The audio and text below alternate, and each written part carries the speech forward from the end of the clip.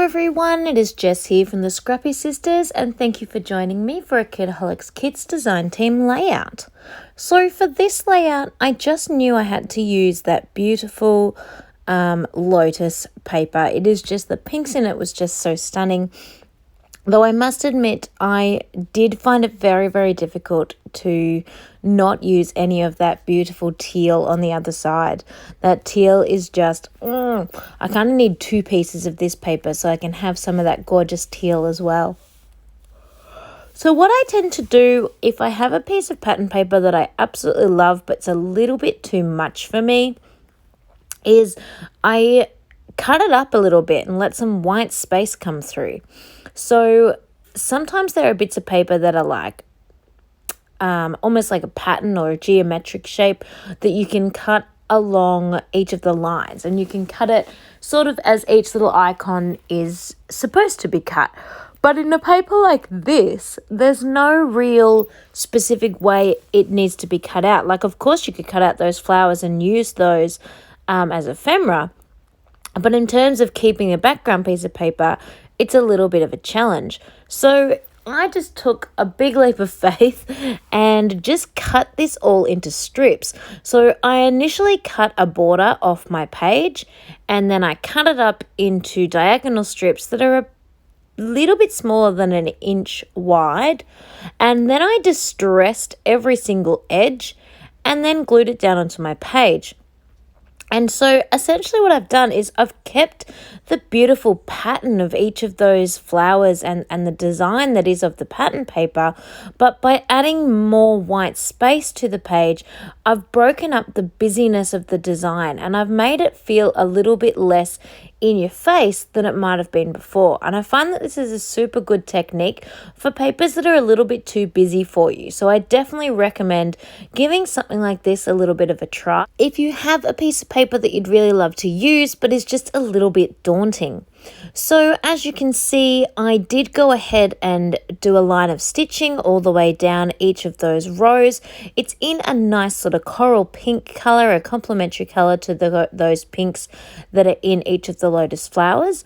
I then stuck down that gigantic doily that we got in our kit this month. It is so pretty, and matted my photos on a white, and then again that sort of peachy pink color of one of the pattern papers from in the kit.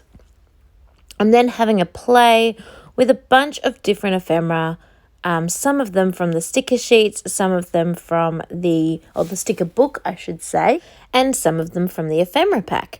And I'm just building up 3 little clusters around my 2 photos. So I've got a 4x6 photo that I chopped down just a little, so it's not a true 4x6, and a 3x4 photo as well.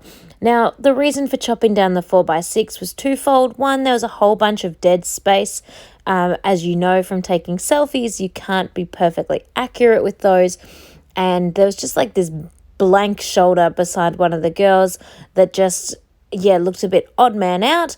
And then also it was purely down to the fact that I wanted to back it using this pattern paper, and I didn't have enough left. I had used some of this pattern paper already, and I had no way of fitting a full 4x6 onto the page. So I trimmed it down. I decided as soon as I saw those super cute little girls in the ephemera pack that they were definitely going to be on this page, because look, it's all about a night out with my girls, and those tassels were just divine, and the soft feel that I needed for this little page and the little clusters that were happening on this page. Then those little houses, and I think the tall skinny one with the round circle in the center, I think it is technically a birdhouse, but I am rolling with it being just a normal house, was just perfect, because we are not out to dinner anywhere. We are just in our daggy's home at home, just hanging out, because it's one of the first times we've managed to do this all year. Obviously because of the state of the world, but also just we are so busy and we just had not been able to get everyone together. So it was so awesome to have all of us in one place at the same time with no kids and no, life getting in the way for once. So that was just amazing. And of course, it is or late November, if not December. That is how long it has taken us to get this to happen. We had a cocktail night. We had such grand plans. We had a cocktail night. Everyone had bought a recipe for a cocktail with the ingredients that they needed. And I think we ended up having like 2 cocktails out of the about 6 that we had planned because we were all just so tired, and it had been such a big year. We're all teachers, so it had been such a big term at school that we were like, we can't do it. We still stayed up late, and we were at our friend's house for past midnight, but we were just chatting, and yeah, it was amazing. Not so much the cocktail happened, but the actual night itself was just so good. It was just what the doctor ordered. So back to what I'm doing here on my page. As you can see, I'm just slowly building up the clusters. Now, I know that that's a super weird place to put a cluster there, but again, it was to do with the photo itself. There was some really weird background stuff happening behind the cocktails, and it just wasn't looking right. So I put my little girl and the 2 flowers just sort of covering the photo on purpose, just to try and kill that dead space and the awkwardness. I've seen other people do it before when they've taken pictures and there's been some random stranger in the background that's kind of ruining the photo in something that they're doing in the background. And I decided, yes, this was definitely a case that I needed to do it in with this photo, that, yeah, just that spot in the actual photo itself needed to be filled. Those stickers, you're probably looking at going, just they're stickers. How come you can move them so well? And why are you using glue to put them on? I went ahead and put those stickers onto white paper because they are a little bit see-through, a little bit clear, the transparency stickers. And as much as there's a place for those, I actually find them super hard to use. And I nearly always, every single transparent sticker I use, I nearly always put it onto white paper first and cut it out and sort of turn it into a piece of ephemera instead. I find that is so much more user-friendly in my scrapbooking. Yes, it takes that a little bit extra time because, of course, you're sticking the sticker on, then you're cutting it out, and then you have to glue it, and it kind of defeats the purpose of it being a sticker in the first place. But I definitely find it more user-friendly for the way that I scrapbook. For one, I can sort of move it around a bit and place it and try out different places that I want to put that sticker, as opposed to it being stuck the instant it goes onto the page. And for 2, I just find it, you can see the picture so much better because you've backed it onto a white paper.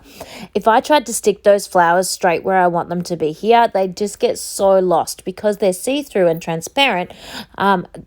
What's happening underneath in the pattern paper and in the photographs and all of that would completely steal the thunder of the actual stickers themselves.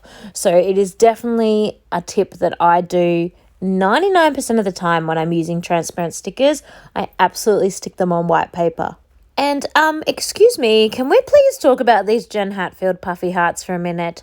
Oh my God, I think I am in love with these. These are the cutest darn things I have ever seen.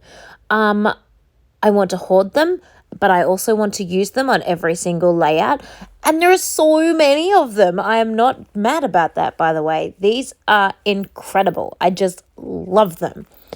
I need more packets, and I need other stars, like stars and other shapes as well, please. So I have sprinkled on my gold splatters, of course, and my layout is done, and I absolutely love it. I love how that backing paper turned out. I think this layout is just divine and is the perfect offset to my girls' night. So thank you so much for watching, and I hope you have a marvelous scrappy week. Bye, everyone.